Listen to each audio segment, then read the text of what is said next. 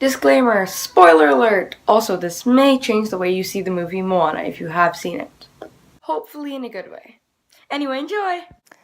Hello and welcome to my Teach the Teacher presentation. Today, I'm going to be discussing a theory. Today, I will not be taking on the theory of relativity, but instead, I will be discussing a movie theory, specifically a Moana theory.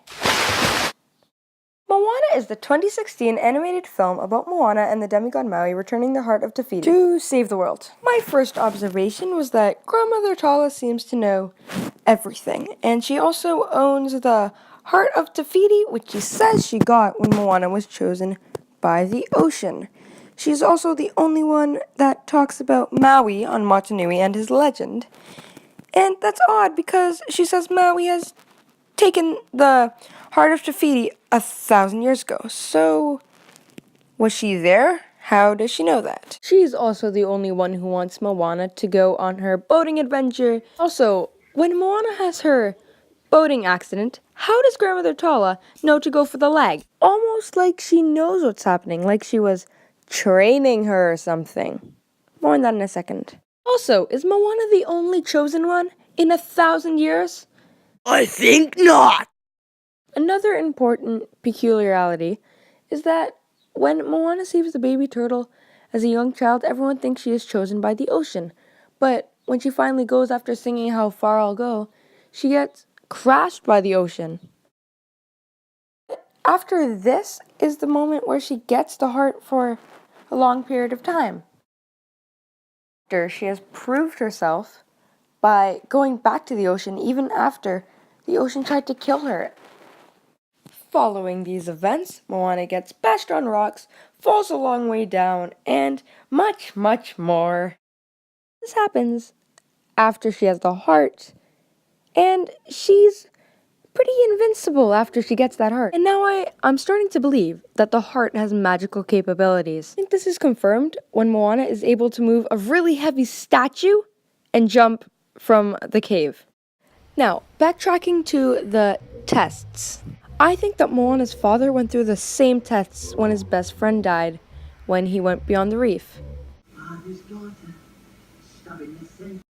Refusing to try again, he gave up his chance to get the heart, of which Tala is the guardian. For the tests, Grandmother Tala must have failed because she isn't the one to save the island. But I also must wonder, how does she die right after she passes on the heart?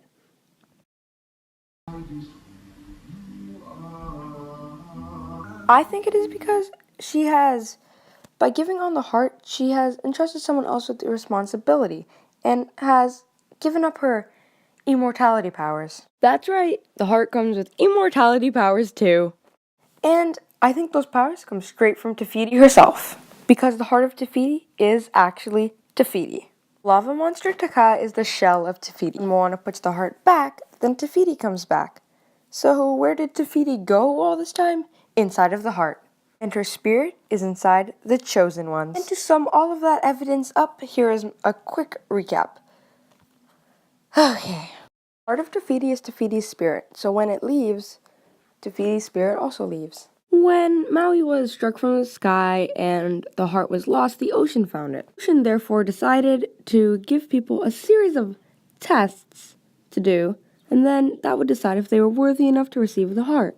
The ocean just gives you the heart so you can be a guardian to future generations. The heart gives you Te Fiti's memories as well as her godlike super strength and life powers. If they fail some of the tests, then they have to give up the heart and the immortality powers to another person. Flash forward some years. Moana and Grandmother Tala are keepers of the heart respectively after Grandmother Tala gives it up after she is unable to complete the quest.